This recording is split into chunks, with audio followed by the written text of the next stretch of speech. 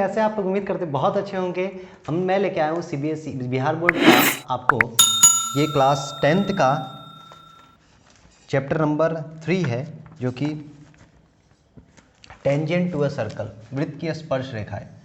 Chapter 3 tangent to a circle मतलब वृत्त की स्पर्श रेखाएं। ठीक है।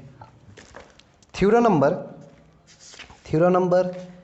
10 क्या कहता है, देखिएगा। थ्योरम नंबर 10 क्या कहता है, आपके बुक में होगा थ्योरम। देखिए थ्योरम नंबर 10 क्या कहता है, वृत्त की स्पर्श रेखा स्पर्श बिंदु से होकर जाने वाले त्रिज्या पर लंब होती है। वृत्त की स्पर्श रेखा मतलब पहले स्पर्श रेखा आपको पता है क्या है। स्पर्श रेखा मतलब जो वृत्त को एक जगह पे टच करे, एक जगह छू के निकल जाए, ठीक है ना, छू कर मेरे मन को। तो वृत्त की स्पर्श रेखा और ये स्पर्श बिंदु से जाने वाले त्रिज्या, स्पर्श बिंदु पे आने वाली त्रिज्या हमेशा क्या होगी, लंब होगी। ये आपको सिद्ध करना है, लंब होगी, ये आपको सिद्ध करना है। ठीक है। तो इस तरह के लिए आपको एक स्टेटमेंट जानना होगा कि केंद्र से, या ऐसे समझ लीजिए किसी बिंदु से, हो सकता है मेरा हिंदी का लिखावट और जो वर्ड है वो एरर हो, लेकिन मैं चीज़ें जो समझा रहा हूँ उसको समझिए। बाकी आप लोग हिंदी के ज्ञानी हैं, हिंदी अपना सही कर लीजिएगा। किसी बिंदु तथा किसी रेखा के बीच में खींची गई रेखाखंड, खींची गई सबसे छोटी रेखाखंड, खींची गई सबसे छोटी रेखाखंड हमेशा लंब होती है, हमेशा लंब होती है। क्या बोलना चाह रहे हैं सर, नहीं समझ में आया। जैसे एक लाइन है और ये एक बिंदु है। इस बिंदु से अगर इस लाइन पे आकर आपको आना है, वो बिंदु वहाँ पे आप खड़े हैं, इस बिंदु से लाइन पे आना है, तो आप ये रास्ता भी फॉलो कर सकते हैं, ये रास्ता भी फॉलो कर सकते हैं, ये रास्ता भी फॉलो कर सकते हैं, ये रास्ता भी फॉलो कर सकते हैं, और ये सीधा सीधा बिल्कुल आ सकते हैं। ठीक है। तो आप क्या देख रहे हैं, जो सबसे छोटी दूरी है वो देख रहे हैं, लंब है। सबसे छोटी दूरी लंब है, बाकी सब ये दूरी बढ़ते जा रहा है, जितना तिरछा रोड जाएगा उतना ज़्यादा होगा।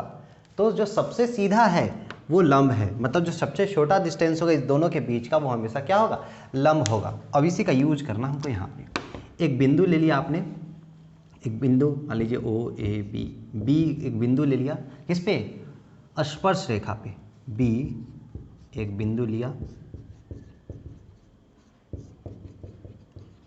किस पे, स्पर्श रेखा पे, सही, स्पर्श रेखा पे। ठीक है। अब बी बिंदु लिया, इसको मिला दिया,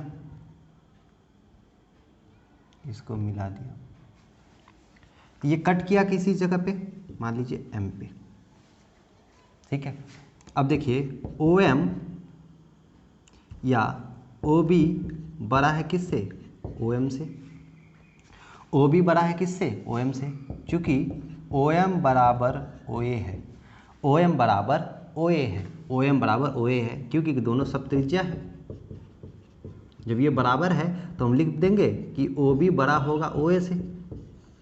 ऐसा क्यों करना चाह रहे हैं, इसलिए करना चाह रहे हैं, हम दिखाएंगे कि केंद्र से जो सबसे छोटा डिस्टेंस वो ही है, इसके अलावा और कोई डिस्टेंस नहीं है जो कि इस स्पर्श रेखा पे भी हो और ये सर्कल के इस पे भी हो।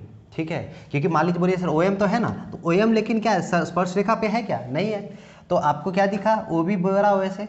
तो ये पता चलता है कि केवल और केवल यही एक ऐसा पॉइंट है जहाँ से ये शॉर्टेस्ट डिस्टेंस होगा, अदरवाइज सारा जो पॉइंट होगा वो क्या होगा, वृत्त के बाहर होगा। स्पर्श रेखा पे तो होगा लेकिन वृत्त के बाहर होगा। वैसा पॉइंट होना चाहिए जो वृत्त पे भी हो और स्पर्श रेखा पे भी हो। तो लिख देंगे यहाँ से, इस वाले से, यहाँ से यह, यहाँ से यह दिखता है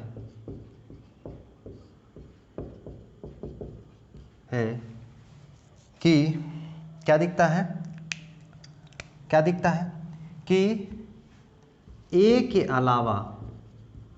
अलावा कोई भी बिंदु संभव नहीं है। और ये हम जानते हैं, फिर उसके बाद ये लाइन लिखिएगा, और ये हम जानते हैं कि किसी बिंदु तथा किसी रेखा के बीच में खींची गई सबसे छोटी रेखाखंड हमेशा लंब होती है, और सबसे छोटी रेखाखंड है। तो देयरफॉर इस स्टेटमेंट को लिखने के बाद therefore O A perpendicular to A B, ठीक है।